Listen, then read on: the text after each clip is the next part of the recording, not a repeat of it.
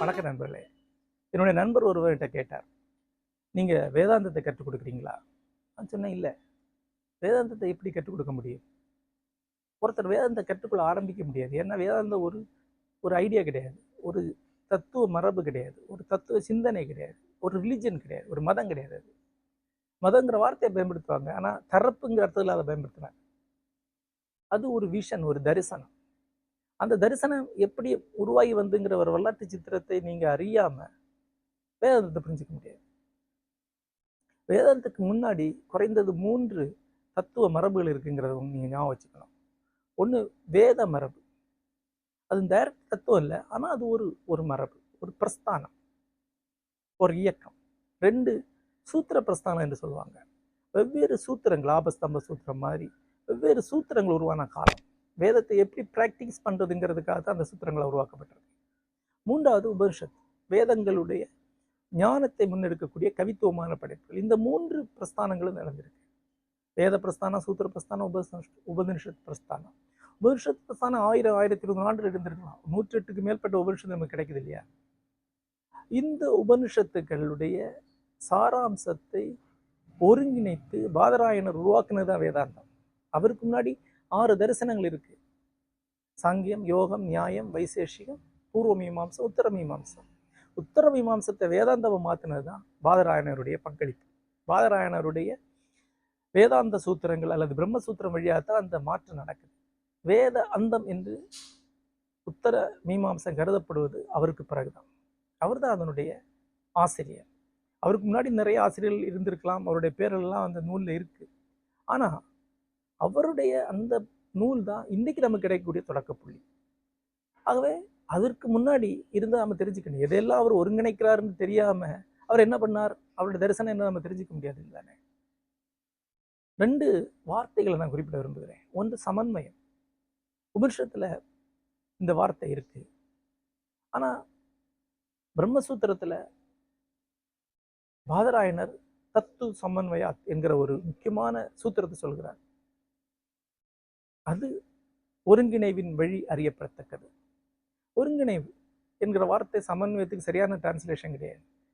ஒருங்கிணைவு மட்டுமல்ல, ஒவ்வொன்றுக்கு சமமான இடம் கொடுத்துள்ள ஒருங்கிணைவு, ஒவ்வொன்றையும் உள்ளிழுத்து கொள்ளக்கூடிய ஒருங்கிணைவு, அதுதான் சமன்வயம் என்று சொல்லலாம். சமநிலை இணைவு என்று சொல்லலாம்.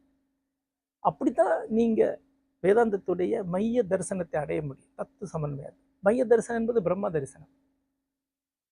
அளவிட முடியாத, அழகற்றாத, பிரபஞ்சமே ஆகி இருக்கக்கூடிய, பிரபஞ்சத்துக்கு அப்பாற்பட்ட ஒன்றுதான் பிரம்மம். அதை அடைவதற்கு இந்த சமன்வய பார்வைதான் உதவும் என்று பிரம்மசூத்திரம் சொல்கிறது. அந்த சமன்வய பார்வையை, அதற்கு இருக்கக்கூடிய முன்னாள் எல்லா தத்துவ சிந்தனைகளை ஒருங்கிணைத்து அவர் அடைகிறார். நீங்க அந்த பார்த்தீங்கன்னா அவர் சாங்கியத்தையும் பிற தரிசனங்களையும் பௌத்தத்தையும் கூட நிராகரிக்கிறத பிரம்மசூத்திரத்தில் பார்க்கலாம். ஆனால் அதில் உள்ள எல்லா சாராம்சத்தையும் உள்ளிழுத்து கொண்டுதான் பாதராயணர் தன்னுடைய தத்துவ சிந்தனையை முன்வைக்கிறார். 2வது வார்த்தை என்பது யோகம். அது கீதையில கிருஷ்ணன் பயன்படுத்துறது. கிருஷ்ணனை நாங்கள் ஒரு யோக குரு, ஞான குருவாக தான் பார்ப்போமே ஒழிய கடவுளாக இல்லை. வேதாந்திகளுக்கு கடவுள் கிடையாது. மகா குருவாகிய கிருஷ்ணன் கீதையில யோகங்கிற வார்த்தையை பயன்படுத்துற. யோகம்னா யுஜ்ங்கிற ரூட் வார்த்தை, வேர் சொல் கொண்டது, ஒருங்கிணைதல் என்ற அர்த்தம், அல்லது முரணியக்கம், டயலட்டிக்ஸ் என்ற அர்த்தம். அது 18 யோகங்கள் கொண்டது இந்த பாடல் கீதை. 18 வெவ்வேறு தரிசனங்களுடன் இணைப்பு. ஆகவேதான் மார்க்சிய சிந்தனையாளராகிய கோசாம்பி போன்றவர்கள் சொன்னாங்க, கிருஷ்ணன் ஒரு மகத்தான இலக்கிய திருடன், கீதை ஒரு மகத்தான இலக்கிய திருட்டு என்று. அது உண்மைதான். திருட்டு தான் வெவ்வேறு சிந்தனைகளை ஒருங்கிணைப்பதற்கான சரியான வழி. சாங்கிய முதலிய பல்வேறு சிந்தனைகளை கிருஷ்ணன் தனக்கேற்றபடி விளக்கி இந்த மகத்தான பாடல் பகவத்கீதையை உருவாக்கி இருக்கிறார் என்று சொல்லலாம். அதில் இருக்கக்கூடிய அந்த யோகங்கிற வார்த்தையும் வேதாந்தத்தை புரிந்து கொள்வதற்கு மிக முக்கியமான வார்த்தை. ஆகவே வேதாந்தத்தை நீங்கள் ஒரு தரப்பாக எடுத்துக்கொள்ளக்கூடாது. ஒரு மகத்தான சமநிலை செயல்பாடாக, ஒரு மகத்தான மையமாக, இன்னும் சொல்ல குவி மையமாக எடுத்துக்கொள்ளணும். எல்லாத்தையும் இழுத்து ஒன்றாக்கக்கூடிய ஒரு குவிமையம். ஒரு கடல் பாசியில ஒரு கூக் போட்டு இழுத்தா அது எல்லாம் அதை நோக்கி வர்ற மாதிரி மொத்த இந்திய சிந்தனையும் வேதத்தை நோக்கி வர்றதை நீங்க பார்க்கலாம். அப்படித்தான் வேதாந்தத்தை புரிஞ்சு கொள்ள முடியும். ஆகவே வேதாந்தத்தை ஒரு பாடமாக தனியாக கற்பிக்க முடியாது. நண்பர்களே, இந்திய சிந்தனை மரபிலே 4 பேரை அந்த மகத்தான ஒருங்கிணைப்பாளர்களாக சொல்வேன். ஒருவர் பாதராயணர். ஆமாம், பாதராயணர் ஒரு மகத்தான ஒருங்கிணைப்பாளர். அந்த நூலிலே அவர் ஜெய்மினி உட்பட வெவ்வேறு சிந்தனையாளர்களுடைய பெயர்களை சொல்கிறார். அவர்களெல்லாம் எப்படி தான் ஒருங்கிணைக்கிறோன்னு அவரே சொல்றார். இரண்டாவதாக கிருஷ்ணன், அவர் பாதராயணர் பேரை சொல்றார். வெவ்வேறு தத்துவ சிந்தனைகளை ஒருங்கிணைக்கக்கூடியதை நீங்க கீதையில பார்க்கலாம். மூன்றாவது ஆதிசங்கரர். சங்கரர் பற்றி உங்களுக்கு தெரியும். 6 மதங்களை ஒருங்கிணைத்தவர், சன்மத சங்கிரக பண்ணவர் என்று சொல்லுவாங்க. சன்மத சங்கிரகம், சம்னாலே ஒருங்கிணைக்கிறது. சைவம், வைணவம், சாக்தம், கௌமாரம், காணபத்தியம், சௌரம் என்ற 6 மதங்களை ஒருங்கிணைத்து அதன் வழியாக இன்றைக்கு நாம இந்து மதம் எதை சொல்றோமோ அதை அவர் தான் உருவாக்கி இருக்கிறார். அதற்கப்பால் அவர் பிரச்சன்ன பௌத்தர் என்று சொல்வார்கள், மாறுவேடமற்ற பௌத்தர்.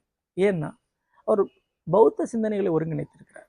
பௌத்த சிந்தனைகளை மறுக்கிறார், ஆனால் அதில் சாராம்சத்தை இழுத்து ஒருங்கிணைத்த அத்வைதத்தை உருவாக்கி இருக்கிறார். பௌத்த சிந்தனைகள் இணைந்ததனால்தான் வேதாந்தம் அத்வைதமாக மாறுது. அத்வைதத்துக்கு வேதாந்தத்துக்கு என்ன வேறுபாடு என்றார், வேதாந்தத்துக்கு கூடுதலாக புத்திஸ்ட் லாஜிக்கை சேர்த்தா அத்வைதம் வந்துடும்.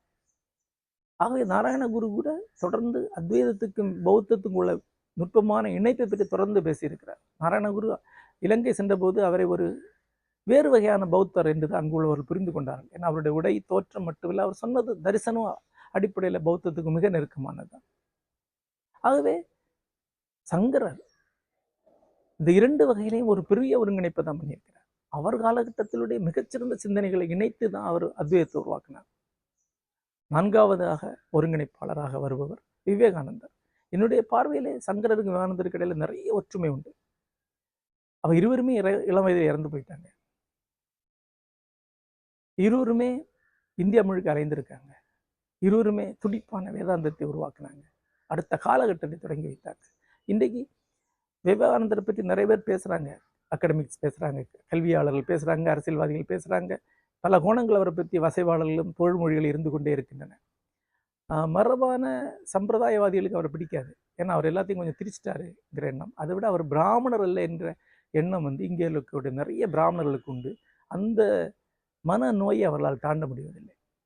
ஆனால் நவீன காலத்தின் சங்கரன் என்று சொல்லத்தக்க விவேகானந்தர் தான் இன்றைக்கு இருக்கக்கூடிய மகத்தான நவ வேதாந்த ஸ்கூல், நவ வேதாந்த மரபுகளுடைய தந்தை. இந்தியா வெளிநாட்டுடன் பேச ஆரம்பிச்சது அவர் வழியாக தான். வெளிநாடு இந்தியாவோட பேச ஆரம்பிச்சது அவர் வழியாக தான். அதுக்கு முன்னாடி ஆய்வுகள் நடந்திருக்கு. ஆனால் உண்மையான ஒரு அடிப்படை உரையாடல் அப்படிதான் ஆரம்பிச்சது. அவர் தான் அந்த ஊடகம். மேல்நாட்டு பார்வையில் இந்திய சிந்தனையை பார்ப்பதற்கும் இந்திய சிந்தனையை மேல்நாட்டுக்கு எடுத்து செல்வதற்கும் அவர் தான் வழிவகுத்தார். நண்பர்களே, இந்தியாவில் இன்று வரை உருவான மிகப்பெரிய அறிவியக்கு என்பது நவ வேதாந்தம் தான். விவேகானந்தரில் தொடங்கக்கூடிய நவ வேதாந்தம் தான். ஐயமே கிடையாது. ஆயிரக்கணக்கான அறிஞர்கள், ஞானிகள் அதில் தோன்றியிருக்கிறார். ஆயிரக்கணக்கான நூல்கள் எழுதப்பட்டிருக்கின்றன. நூற்றுக்கணக்கான கல்வி நிறுவனங்களும் அமைப்புகள் உருவாக்கப்பட்டிருக்கின்றன. எல்லாமே இந்த நவ வேதாந்த என்கிற மரபில் இருந்து வந்த வேதம். நாராயணகுரு ஒரு நவ வேதாந்தி என்று சொல்லலாம். ஆரம்பத்திலிருந்தே அவர் ஆங்கில கல்வி, மேல்நாட்டு கல்வியை வலியுறுத்தி கொண்டே இருந்தார். அப்படிதான் இனி இந்திய சிந்தனையை புரிந்து கொள்ள முடியும் என்பதுதான் நாராயணகுருடைய பார்வையாக இருந்தது.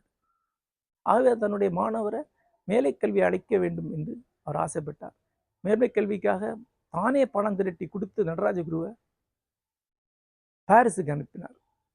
பாரிஸுக்கு போய் ஹென்ரி பெர்க்சனிடமிருந்து தத்துவ ஆய்வு முடித்து நடராஜகுரு திரும்பி வந்தார். வந்த பிறகுதான் ஈஸ்ட் வெஸ்ட் யூனிவர்சிட்டிங்கிற அமைப்பை உருவாக்கினார். மேலை தத்துவத்தை கீழே தத்துவத்தை இணைந்து புரிந்து கொள்வதற்கான ஒரு அமைப்பு அது. அவருடைய மாணவர் தான் நித்திய சைதன்யேதி. அவர் மேலை கலை, மேலை இலக்கியம் ஆகியவற்றை இணைத்து கொண்டு ஒரு ஒட்டுமொத்த பார்வை உருவாக்குவதன் பொருட்டுவதற்காக அவர் தொடங்கினது தான் சிம்பனி ஆஃப் வேல்யூஸ், மதிப்பீடுகளின் சேர்ந்திசை என்கிற அமைப்பு. சிம்பனி என்கிற வார்த்தை சமன்வயம் என்கிற வார்த்தைக்கு மிக நெருக்கமானது. ஒவ்வொரு ஒசை துளிக்கும் ஒவ்வொரு ஓசைக்கும் அதற்கான இடத்தை அளித்து ஒரு ஒட்டுமொத்தமான ஒற்றை இசையை உருவாக்குவதுதான் சிம்பனி. அதை உருவாக்கத்தான் நித்யசேத நீதி முயன்றார். ஆக வேதாந்தம் என்பது ஒரு குறிப்பிட்ட சிந்தனை அல்ல.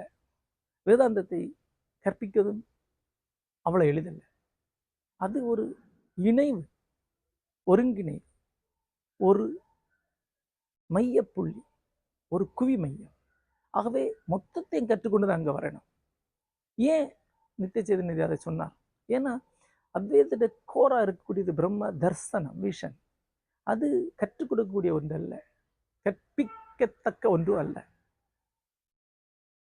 யோசித்து பார்த்தா அது ஒரு அகநிலை மட்டும்தான். அதை ஒருவர் தன்னந்தனியாக தானே தான் அடையணும். ஒருவர் தன்னுடைய மொத்த ஆளுமையும் உருக்கி இன்னொன்றாக்கி தான் அங்கே போக முடியும். சூரியன் நோக்கி போகக்கூடிய ஒரு உடல் உருகி ஆவியாகி தான் அங்கே போக முடியுங்கிற மாதிரி தான். நீங்கள் எதுவும் அது அல்லாம தான் நீங்கள் அத்வைதத்துடைய கோரை அடைய முடியும். பிரம்மத்தை நோக்கி செல்வதற்கு நீங்கள் உங்களை உதிர்த்து கொண்டே செல்ல வேண்டும், உங்களை நிராகரித்து கொண்டே செல்ல வேண்டும், உங்களை உருக்கி இல்லாமலாக்கி கொண்டே செல்ல வேண்டும். உங்களுடைய உச்சக்கட்ட நிலையிலிருந்து மறுபடியும் ஒரு தாவல் நிகழ வேண்டும். உங்களுடைய கடைசி எல்லையிலிருந்து மறுபடியும் நீங்கள் பறந்தெழ வேண்டும். அதற்கு கலைகள், இலக்கியம், எல்லா வகையான அறிதலும் மொத்தமாக உங்கள்கிட்ட இருந்தால் தான் அது சாத்தியமா. அதை அறிந்து கொள்வதனாலேயோ அதை சிம்பிளாக ப்ராக்டிஸ் பண்ணதுனாலேயோ சாத்தியம் கிடையாது. அந்த விஷனை முன்வைக்கிறதுக்காகத்தான் திரும்ப திரும்ப திரும்ப குரு நித்யா சிம்பனிங்கிற வார்த்தையை பயன்படுத்துகிறார். எல்லாவற்றையும் அறிந்து, எல்லாவற்றினூடாக அதை அறிந்து, அறிந்ததை கடந்து அதை அறிவது. அத்வைதத்தை நாம் ஒரு சந்தன மரத்தோட ஓதிக்கலாம். சந்தனத்துக்கு வேறு இல்லை, மண்ணில் வேறு கிடையாது, தெரியும்னு நினைக்கிறேன். பிற மரங்களுடைய வேரிலிருந்து அது தன்னுடைய சத்தை எடுத்துக்கொள்கிறது. அதே போல தான் அத்வைதம் இந்தியாவில் உள்ள அத்தனை சிந்தனைகளிலிருந்தும் சத்தை எடுத்துக்கொண்டு உருவாகி தன் உடலையே மனமாக மாற்றிக்கொண்ட ஒன்று. அந்த மனத்தை அறியணும்னா இந்தியாவோட எல்லா சிந்தனையும் அறிந்து கொள்ளணும், இந்தியாவோட எல்லா கலைகளையும் அறிந்து கொள்ளணும், உலக இலக்கியத்தை, உலக கலைகளை, உலக சிந்தனையை அறிந்து கொள்ளணும். அதனால்தான் யூனிஃபைடு விஸ்டம் என்ற பேரில் எங்களுடைய அமைப்பை தொடங்கி இருக்கிறோம். இதில் மேலை சிந்தனை, கீழே சிந்தனை கற்றுக் கொடுக்குறோம். இஸ்லாம், கிறிஸ்தவம் உட்பட மதங்களை கற்றுக் கொடுக்குறோம். இலக்கியம், ஓவியம் போன்ற கலைகளை கற்றுக் கொடுக்குறோம். பறவை பார்த்தல், தாவரங்களை பார்த்தல் போன்ற இயற்கையுடன் உறவுகளை கற்றுக் கொடுக்குறோம். ஆயுர்வேத நவீன மருத்துவம் கற்றுக் கொடுக்குறோம். இதன் வழியாக ஒரு ஒட்டுமொத்த அறிவை உருவாக்குறோம். இந்த அறிவிலிருந்து ஒருவர் அத்வைதத்துக்கு செல்வார் என்றால் அது அவருடைய தனிப்பட்ட பயணமாகத்தான் இருக்க முடியும். அந்த பயணத்தை நான் தூண்டப் போவதில்லை. நான் தனிப்பட்ட முறையிலே ஒரு அத்வைதியா என்றால் அத்வைதத்தை பிரச்சாரம் செய்வோம் அல்ல, ஒரு அறிவுத்தளத்தை உருவாக்குகிறேன். அதனூடாக அத்வைதத்தை நோக்கி செல்லும் தன்மை கொண்டவர்கள், உளநிலை கொண்டவர்கள் சென்று சேரலாம். அவ்வாறு நிகழலாம், நிகழட்டும் என்பது மட்டும்தான் என்னுடைய எண்ணமாக இருக்கிறது. நன்றி.